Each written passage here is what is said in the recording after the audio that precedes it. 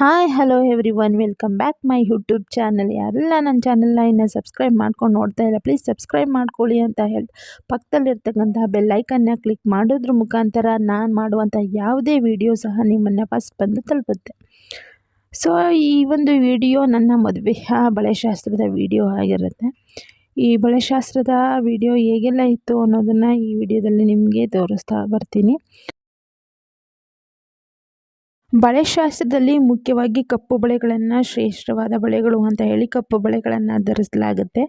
ಈ ಕಪ್ಪು ಬಳೆಯನ್ನು ಮೊದಲು ಹೀಗೆ ಕುಂಕುಮ ಅರಿಶಿಣವನ್ನು ಹಾಕಿ ಅದಕ್ಕೆ ಹೂವನ್ನು ಇಟ್ಟು ಗಂಧದ ಕಡ್ಡಿಯಿಂದ ಪೂಜೆಯನ್ನು ಮಾಡಿ ಈ ಕರ್ಪೂರದಿಂದ ಮಂಗಳಾರತಿಯನ್ನು ತೆಗೆದುಕೊಂಡು ದೇವರನ್ನು ನೆನೆಸಿ ನಮಸ್ಕರಿಸಿ ನಂತರ ಬಳೆಶಾಸ್ತ್ರವನ್ನು ಶುರು ಮಾಡುವಂತಹ ಪದ್ಧತಿಯಾಗಿರುತ್ತೆ.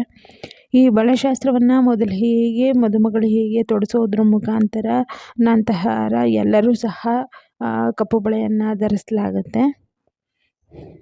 ಕಪ್ಪು ಬಳೆ ತುಂಬಾ ಶ್ರೇಷ್ಠವಾದ ಬಳೆಯಾಗಿರ್ತಕ್ಕಂಥದ್ದು. ಹಾಗಾಗಿ ಎಲ್ಲರೂ ಸಹ ಕಪ್ಪು ಬಳೆಯನ್ನು ಧರಿಸಲು ತುಂಬಾ ಇಷ್ಟಪಡ್ತಾರೆ.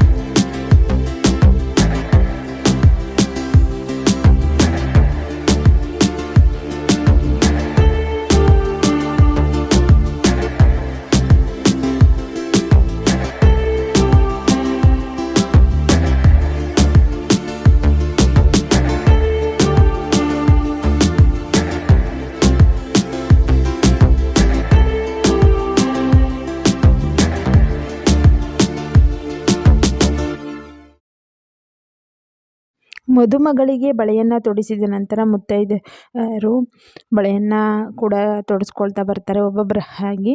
ನಂತರ ಮದುಮಗಳು ಹೀಗೆ ಕೊನೆಯಲ್ಲಿ ಆರತಿಯನ್ನು ತೆಗೆಯಲಾಗುತ್ತೆ. ಇಲ್ಲಿಗೆ ಬಳೆ ಶಾಸ್ತ್ರ ಮುಗಿತಾ ಬರುತ್ತೆ.